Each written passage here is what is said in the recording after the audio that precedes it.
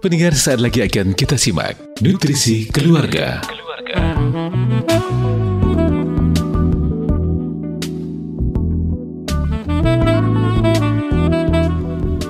Assalamualaikum warahmatullahi wabarakatuh. Mendengar dimanapun Anda berada, alhamdulillah kembali kita hari ini kembali bisa bersua. Kabar bagaimana Anda yang di rumah semuanya? Semoga sehat ataupun agak gerges-gerges atau agak pilek, karena emang nuansanya, suasananya seperti ini ya.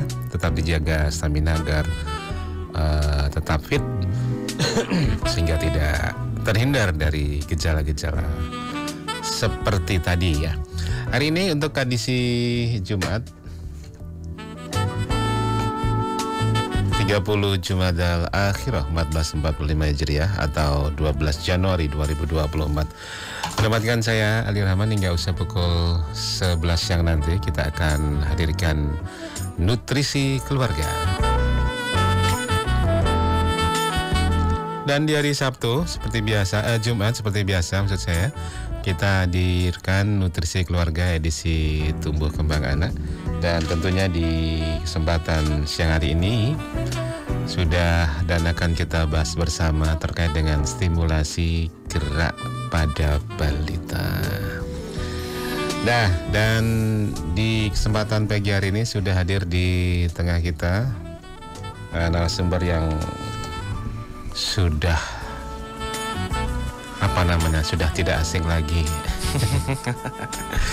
Mas Arif Kurniawan. Assalamualaikum warahmatullahi wabarakatuh, Mas. Waalaikumsalam warahmatullahi wabarakatuh. Kabar bagaimana, Mas? Alhamdulillah sehat ya, Mas.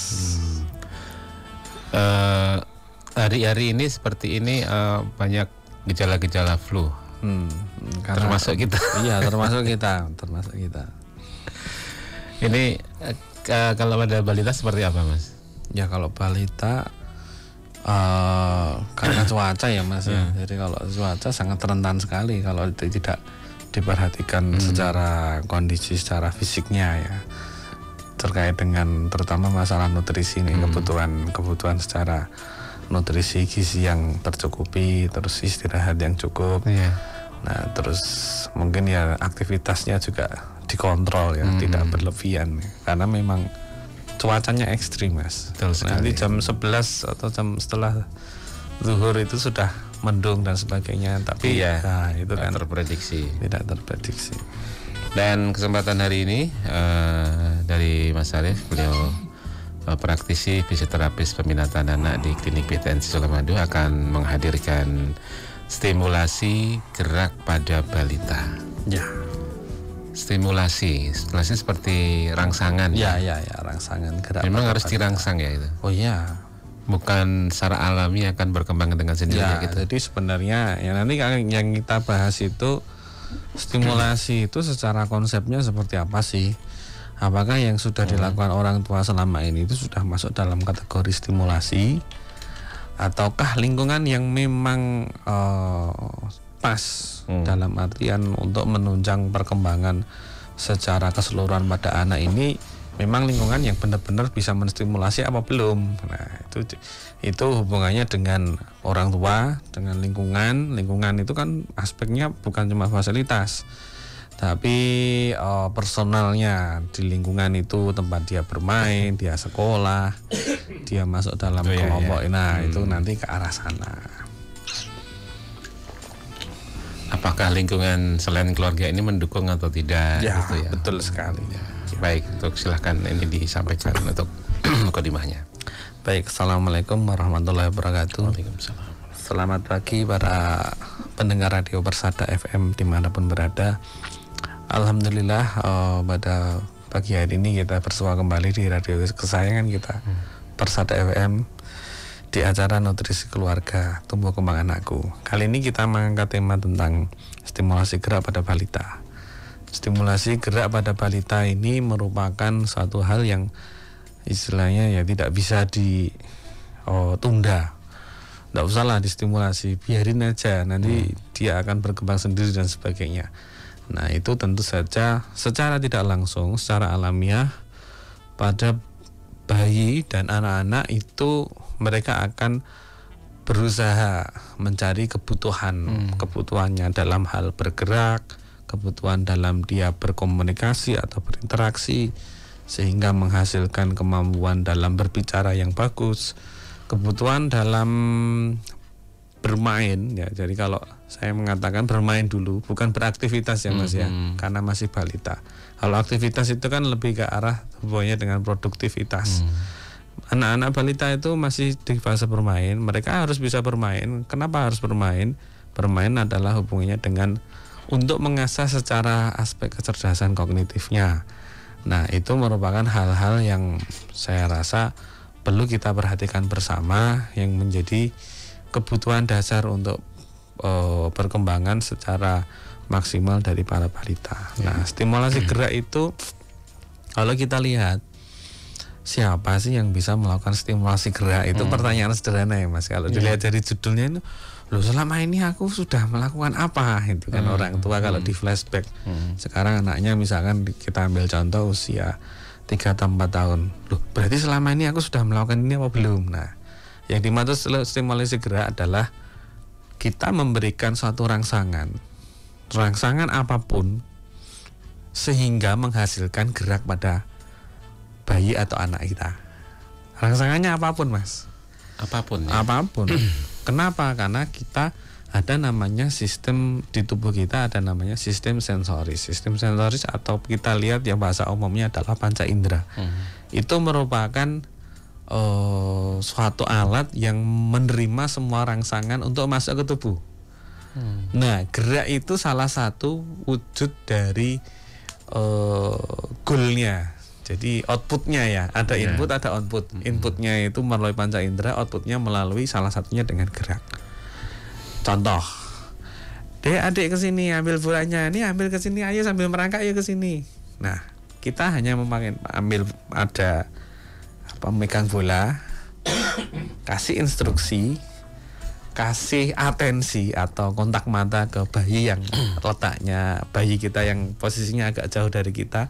Ayo sini kelincing-kelincing dan sebagainya, ada warnanya, ada suaranya dan sebagainya. Nah, itu kita sudah melakukan stimulasi Mas, sehingga menghasilkan bayi itu mau bergerak. Simpelnya itu seperti itu.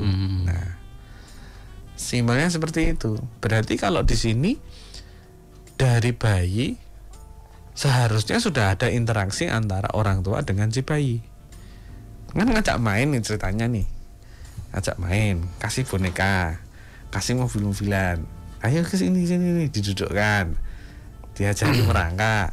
Oh, dia senang masih berguling-guling. Banyak interaksi ini. Nah, banyak rangsangan. Nah, itulah yang kita lihat kalau kita spesifikasikan yang namanya stimulasi gerak itu bukan kita menggerakkan ayo tak tetah. Nah, tetah itu juga sama sebenarnya stimulasi gerak juga. Tapi tidak spesifik dalam rangsangannya saja, tapi rangsangannya itu bisa bermacam-macam sehingga memunculkan respon berupa respon bergerak. Nih, ayo misalkan bayinya sudah mau mulai rambatan. Oh ya ini mainannya ditaruh di meja, dia akan rambatan terus berdiri ke meja. Nah, itu sudah melakukan stimulasi gerak. Contohnya seperti itu. Nah, secara kebutuhan kalau itu dipenuhi kebutuhannya, maka dampaknya adalah salah satunya akan mempercepat proses kematangan di otak, salah satunya.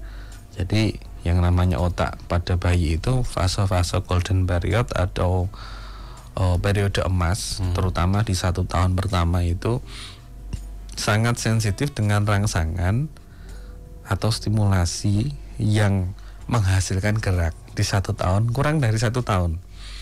Jadi kalau kita memberikan stimulasi rangsangan, ngajak dia berinteraksi, ngasih dia rangsangan suara dengan cahaya, dengan ya semua sistem di tubuh, sensoris di tubuh itu diaktifkan. Oh, ada bau-bauan, oh ini ruangannya dikasih aromaterapi, bau apa, lavender, apa bau buah dan sebagainya. Nah, itu akan memaksimalkan di 1 tahun pertama. Ini bau apa toh? Oh, kok bau harum. Dia akan mencari di mana. Jangankan bayi, kita pun mencari kan, Mas. Yeah.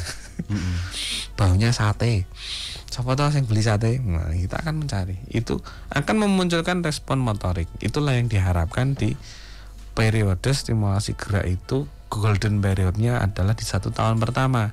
Kenapa? Karena otaknya pada bayi itu sangat-sangat sensitif dengan rangsangan yang menghasilkan gerak di usia 1 tahun pertama. Nah, ini tentunya menjadi catatan khusus nih untuk orang tua nih, terutama yang saat ini bayinya masih di usia range antara 0 sampai 12 bulan ya Mas ya. Jadi sangat penting sekali memunculkan cara dia bergerak itu seperti apa sih, kita lihat gitu. Jadi memang semuanya itu adalah proses 0 sampai 12 dia akan menunjukkan keberhasilannya dalam mematangkan dirinya sendiri untuk bergerak. Maka harus kita rangsang. Jadi jangan sebaliknya. Sebaliknya adalah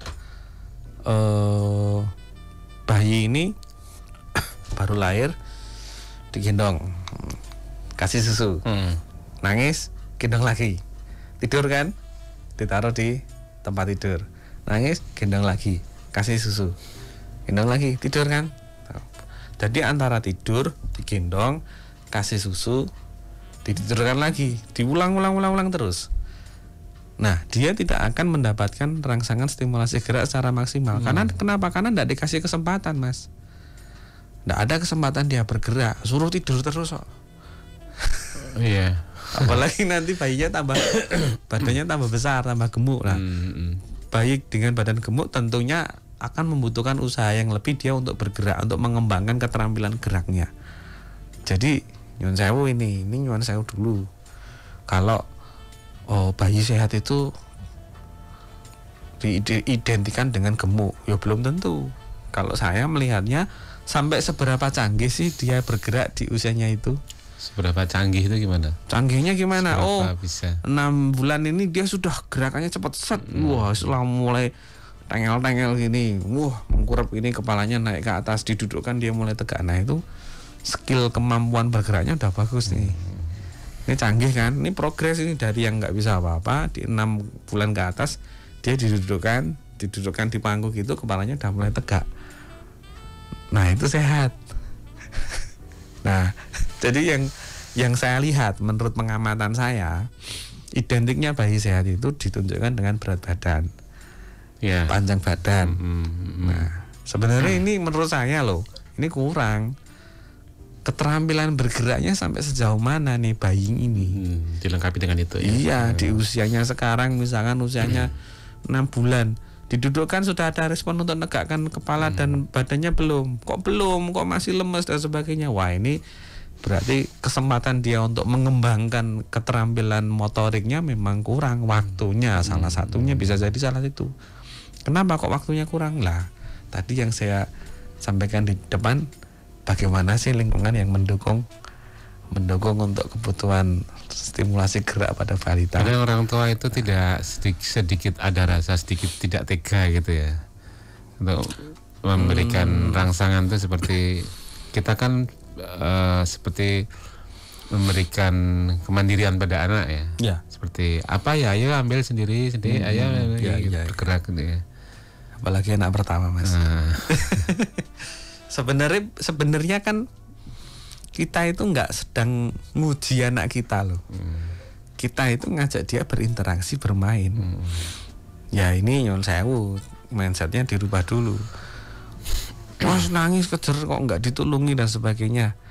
Ya oke lah, kita kan yang mungkin orang tua yang paling tahu kondisi bayinya, kalau memang saatnya dia harus ditolong dan saatnya memang dia harus berusaha untuk mengembangkan kemampuan geraknya sendiri. Pasti nggak nyaman, iya. Contohnya bayi ditengkurapkan, Mas. Bayi kurang dari 5 bulan ditengkurupin, kan nangis dia. Tujuannya untuk apa sih? Untuk mengembangkan kemampuan mengangkat kepala. Kepalanya biar tengel-tengel begitu. Tapi kan dia nangis. Nah kalau kepala bisa tengel-tengel ngapain? Ben opo? Nanti lah yuk bisa sendiri loh. Ini ceritanya ini adalah dia harus menguatkan lehernya, otot lehernya itu dengan diposisikan tengkurap. untuk mencegah namanya plagiosepali. Plagiosepali peyang. Peyang Mas, peyang. Bahasa ilmiahnya plagiosepali dan brachiosepali. Peyangnya di belakang apa di samping. Bukan mencegah itunya, tapi kita memaksimalkan sampai agar lebih cepat nih otot lehernya itu semakin kuat. Nah, otot lehernya itu tengel-tengelnya makin kuat, dia bisa ini nubuh ngangkat badannya begini semakin kencang. Wow, ini berarti sehat beneran nih bayinya.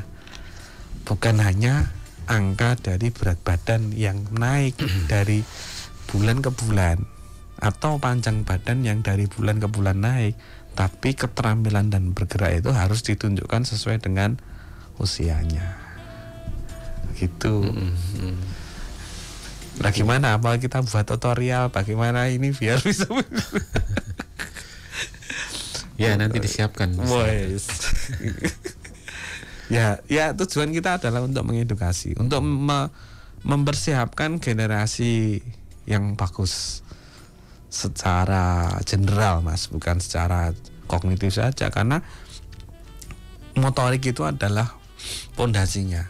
Jadi kalau motoriknya bagus, kuat, perkembangannya bagus sekali, otomatis nanti akan mempengaruhi kemampuan bahasa bicara, akan mempengaruhi secara sosial interaksi dan kecerdasan. Itu urutannya sudah seperti itu. Hierarkinya, urutannya dalam konsep perkembangan pada bayi dan anak. Maka motoriknya harus bagus dulu nih. Harus 12 bulan ya diusahakan bisa jalan, semua tahapan terlewati. Ini dalam rangka untuk mempersiapkan generasi yang baik. Tujuannya hanya itu, Mas. Iya, agar 12 bulan itu setahun ya. Iya. Setahun semua tahapan bisa dijalani, dilewati dengan normal begitu. Yes. Tujuannya ya perkembangan si anak, perkembangan si baby ini bisa normal berjalan gitu. Ya, tidak betul. ada keterlambatan. Ya. Gitu, Ya.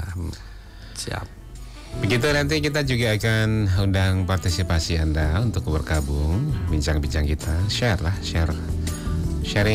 tentang tumbuh kembang anak. Boleh Anda di line telepon 02716381123 atau WA SMS di 08139389.000.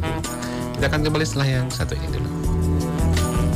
Di Nutrisi Keluarga masih menempatkan saya Aldi Rahman dan narasumber kita praktisi fisioterapis peminatan anak Mas Harif Kurniawan, sarjana sains terapan fisioterapi magister sains, praktisi dari klinik PNTC Solomadu. Kita masih bahas terkait dengan stimulasi gerak pada balita. Sambil kita terima atensi, silakan Anda yang ingin bergabung di line telepon 0271638123 atau SMS WA di 081393809000. Kita lanjutkan Mas Arif ya. Selain tadi tujuannya adalah itu, adakah manfaat yang lainnya nih Mas, stimulasi gerak pada balita nih? Oke, ya. Manfaat yang lainnya sebenarnya secara keseluruhan ya Mas ya. Jadi kalau semua tata urutannya ini nanti dia terlewati dengan baik, motoriknya bagus, fase untuk perkembangan bahasa bicaranya bagus, fase dimana setelah motoriknya bagus nih, dia bisa aktivitas, bisa berpindah tempat, bisa bermain, dia bisa ngomong. Maka yang selanjutnya akan muncul adalah kemampuan dalam bermain atau berinteraksi. Nah, di situ nanti akan hubungannya dengan aspek kecerdasan nih. Nah, kalau dia punya teman, dia bisa main. Nah, dia bisa meniru temennya ini gimana aktif rutinitasnya. Oh, temennya sukanya lari-lari, dia akan ikut lari-lari. Nah, disitulah fase-fase di mana dia akan memaksimalkan pentingnya stimulasi itu untuk mendukung secara aspek kecerdasan. Jadi kalau dia bergeraknya bagus, maka bahasa bicara bagus, interaksinya baik, kognitifnya akan baik. Maka hubungan antara kemampuan bergerak dengan kecerdasan itu sangat erat sekali, jadi tidak bisa dipisahkan. Jadi mau dilihat dari sudut pandang manapun, secara hierarkinya akan seperti itu. Ya tentu kalau manfaat lain, stimulasi gerak ini untuk upaya pencegahan terjadinya keterlambatan dalam perkembangan motorik atau perkembangan gerak. Upaya pencegahan, Mas, jangan sampai deh ini bayi kita itu ada gambaran keterlambatan motorik. Jangan sampai terjadi. Bagaimana ya kita upayakan, kita penuhi kebutuhannya. Jadi kebutuhan bayi itu sebenarnya tidak hanya secara nutrisi secara aspek kecukupan gizi saja, tapi secara stimulasi dia harus diberikan, kita berikan nih. Nah, kita berikan haknya dia untuk kita stimulasi, dalam artian stimulasi tidak melulu kita harus mengajak terus, itu enggak. Berikanlah satu hari itu ada waktu di mana dia harus bergerak. Ya syukur-syukur ada yang mendampingi, ada yang menstimulasi, ada yang menjadikan, ada yang ngajak dia berinteraksi. Ya itu lebih bagus lagi tentunya. Jadi nyon sewu, kalau bisa ya didampingi, jangan sampai disuruh bayi itu suruh tidur terus, jangan. Digendong terus itu juga jangan. Gendong boleh, tapi ya jangan berlebihan lah. Ukurannya seberapa lama ya itu tidak ada ukuran, Mas. Kalau kita lihat harusnya gendong itu sehari berapa jam, enggak. Kita tahu kok, kalau kita harus sebagai orang tua kita tahu bisa mentoleransi kapan ya anak ini butuh digendong atau dia harus kita taruh, dia harus banyak bergerak dan sebagainya. Itu ada ukuran sendiri-sendiri karena hubungannya dengan kemampuan si bayi sendiri dan lingkungannya bagaimana. Nah, karena banyak kondisi di mana saya sering menemukan keseringan digendong itu juga mengarah ke lambat nanti motoriknya. Kebanyakan digendong ya. Sering digendong. Kemana-mana kan digendong, Mas. Ya diajak keluar rumah digendong.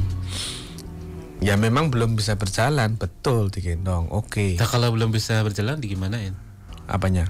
Kalau berinteraksi keluar, didudukkan lah pakai stroller course apa namanya, kereta dorong, itu lebih bagus. Kalaupun dia mau berinteraksi di luar ya digendong dari sini menuju ke tempatnya tetangga misalkan. Setelah sampai sana ya ditaruh. Didudukkan bareng sama anak-anak banyak misalkan. Ya didudukkanlah di situ. Kalau belum bisa duduk, gelalah bawa kasur kecil atau biasanya kan bayi itu punya. Ya sudah, gelar aja di situ. Bagaimana dia akan berinteraksi dengan sekelilingnya. Karena ya itu tadi dari pengalaman klinis loh ini yang sering saya temui itu, karena itu tadi. Jadi pola pendampingan termasuk dengan lingkungan juga, interaksi dengan lingkungan. Jadi upaya pencegahan sedini mungkin terhadap perkembangan motorik itu memang menjadi hal yang sangat penting. Karena kalau kita lihat sekarang itu program pemerintah mencegah angka stunting. Nah, kalau kita hubungkan lagi, ini juga akan berhubungan, sangat berhubungan. Ya kita kan tahu bayi stunting atau tidak itu kalau kita sudah, bayinya udah lahir, nilainya indeksnya dari kebutuhan nutrisinya berapa, panjangnya berapa, apakah ini memang stunting, apakah dia tipikal yang memang panjangnya kurang. Nah, tidak berhenti di situ. Kalau memang secara makna pertumbuhan, panjang badan dan berat badannya kurang dari normal, nanti akan berpengaruh apa tidak terkait dengan kemampuan perkembangan gerak terutama. Ya, itu nanti akan semuanya akan berhubungan di situ. Maka stunting identik dengan tingkat keterlambatan motorik, stunting identik dengan kurangnya dari perkembangan kognitif pada usia balita. Ya karena kebutuhan gizinya tidak terpenuhi, Mas, di situ. Nah, ini kondisi-kondisi yang memang spesifik. begitu. Ya, ya.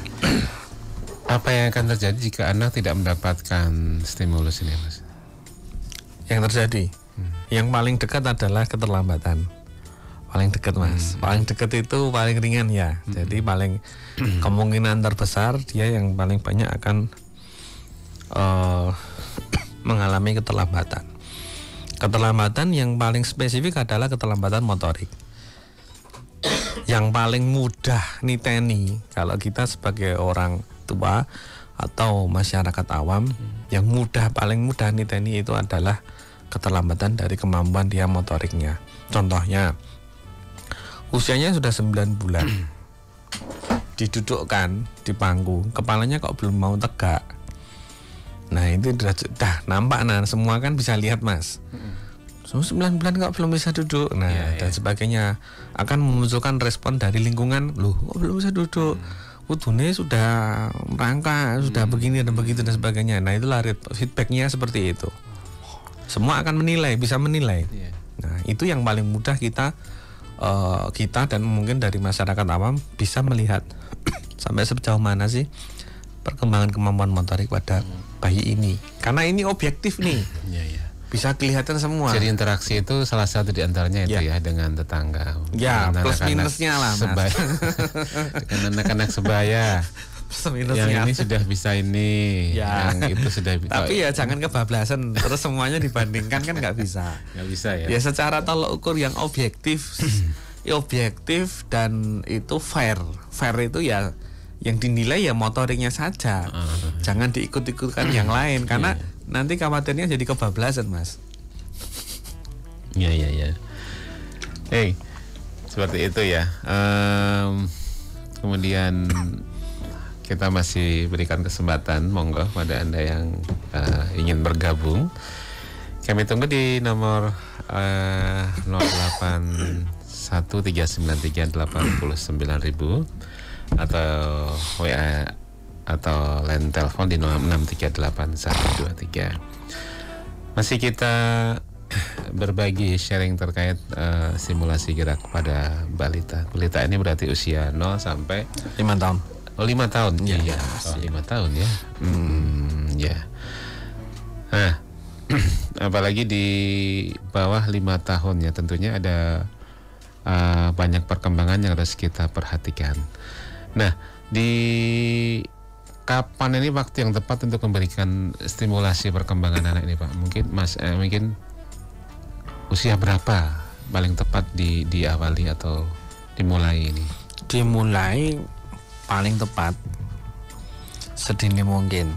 Sedini mungkin ya? Iya, sedini mungkin itu kalau orang tua, saya yakin orang tua sudah melakukan, Mas, sebagian besar sebenarnya.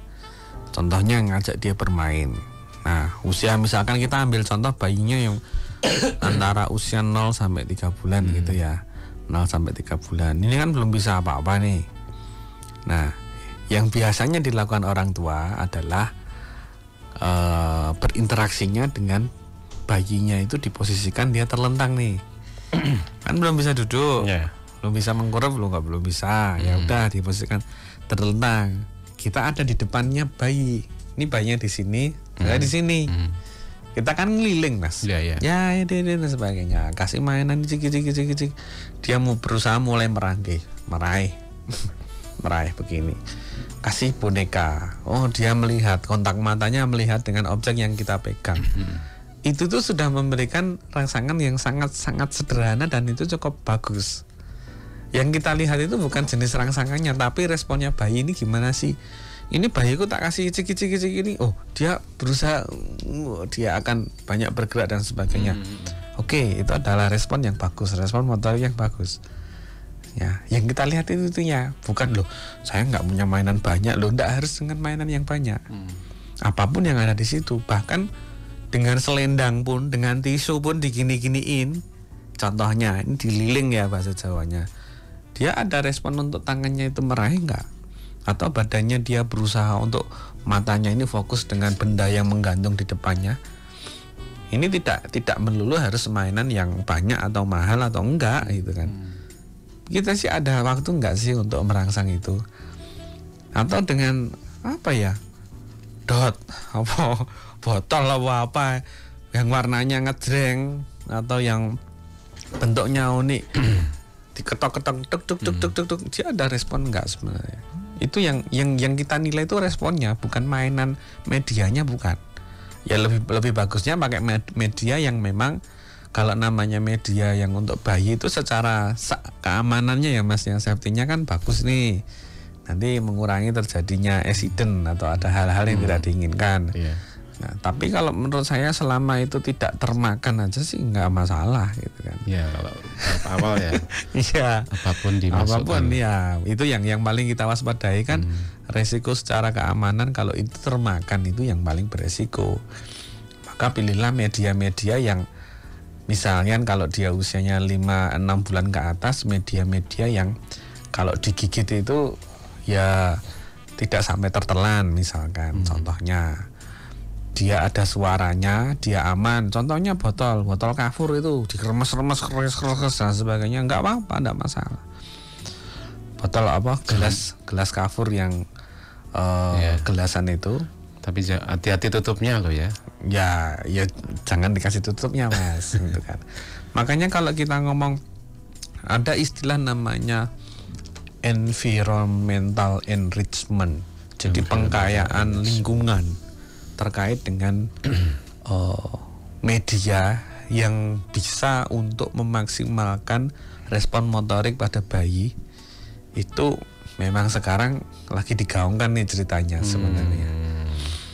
Tapi kalau menurut saya ya itu ndak harus barang-barang yang bagus. Kenalkanlah dengan apa yang belum dia kenal pada bayi. Ini kan fase dia mengenal Mas. Oh ini tutupnya dot, bentuknya lonjong, ya udah. Ini tutupnya diketok tok ada suaranya dan sebagainya. Saya rasa itu sudah bisa dilakukan. Jadi tidak melulu harus yang mainan yang mahal, yang bagus, ada lampunya dan sebagainya. Kalau pengen ada lampu ya kasih senter HP dari atas kan ya bisa. Kasih aplikasi yang kelap-kelip kan ya ada kelap-kelip kok bisa. Ya tahu. Ya, intinya itu sebenarnya bukan medianya tapi respon motorik dari bayi ketika kita saja berinteraksi itu sampai seberapa kuat dia memunculkan respon motorik gerak, kontak mata, dan ketertarikan atau berinteraksi. Nah itu yang penting itunya.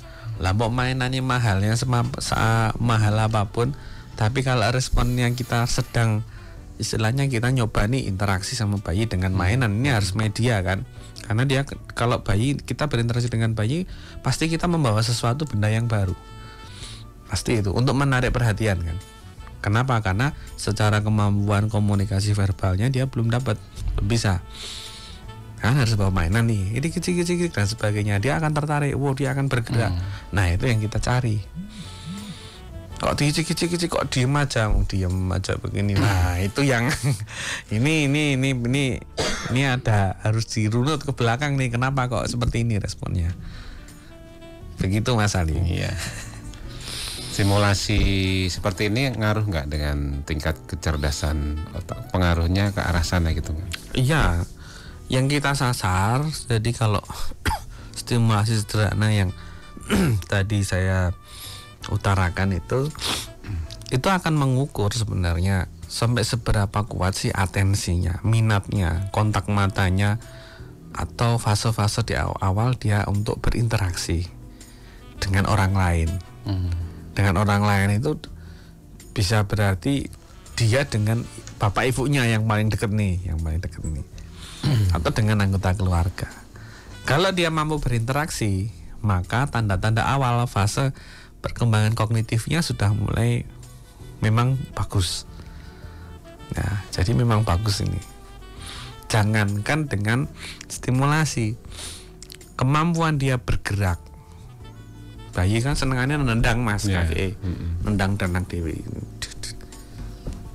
Nah, kemampuan kicking movement, menendang, gerakan menendang itu ada hubungannya dengan tingkat kognitif atau kecerdasan pada bayi. Nendangnya seberapa kuat itu ada referensinya sih, nanti kapan-kapan lah kita bahas masalah itu. Menendang itu harus punya ukuran seberapa cara, ada referensi. powernya. Itu nendangnya itu masih refleks, Mas. Refleks. Bukan kita menendang bola itu enggak. Itu beda lagi. Jadi bayi di fase awal itu setelah lahir, kalau dia dikasih respon, dikasih stimulasi, respon dia adalah kakinya menendang, seneng gitu kan. Nah itu nanti ada hubungannya dengan aspek kognitif kecerdasannya. Berarti dia memang berusaha untuk mematangkan seluruh komponen anggota tubuhnya agar bisa dikontrol. Lah gerakan refleks itu kan gerakan yang tidak bisa dikontrol nih. Dia kasih ini langsung nendang begitu. Harusnya kalau dia nanti bisa mengontrol, dia akan diam nih kakinya. Dia akan ngambil dengan tangannya. Nah itu namanya gerak terkontrol. Itu saya pengen ngambil, tapi yang bergerak ini hanya bahu sampai tangan. Anggota tubuh yang lain itu nggak ikut bergerak, Mas. Contohnya begitu. Itu namanya gerak terkontrol. Kalau jenengan masih ingat saudara kita almarhum Mas Muklis, gitu kan?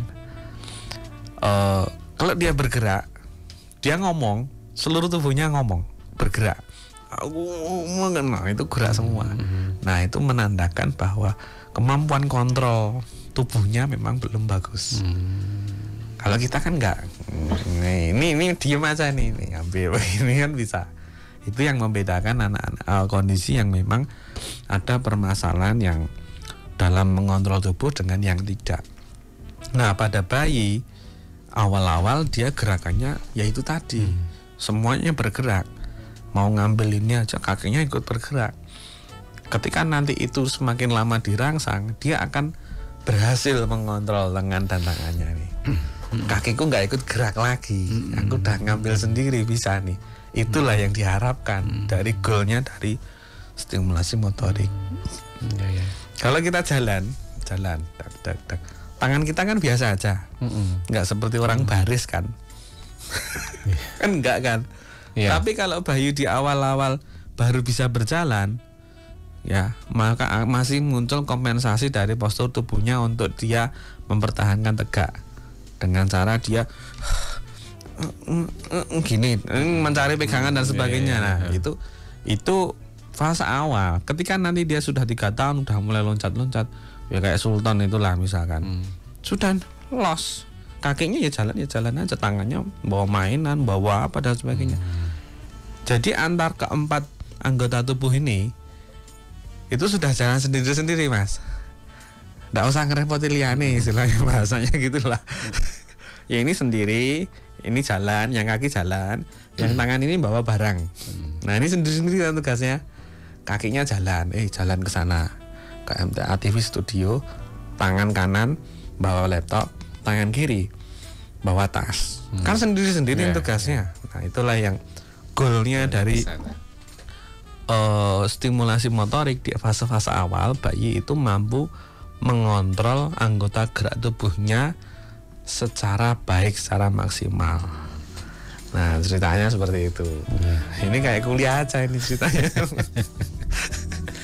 Iya nggak apa-apa. Ini sebuah wacana.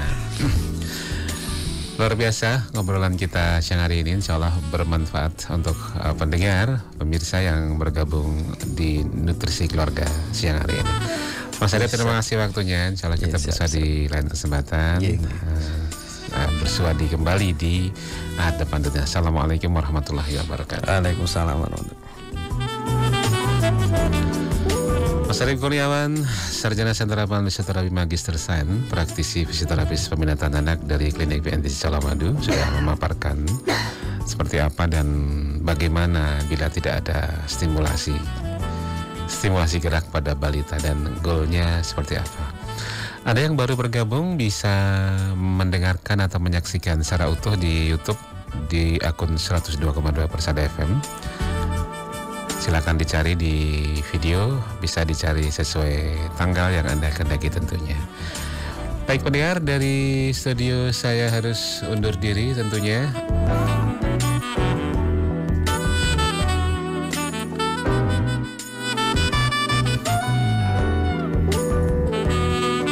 Produser Miftah Al-Firdaus, Switcherman Anufika Akbar, dan saya Ali Rahman pamit.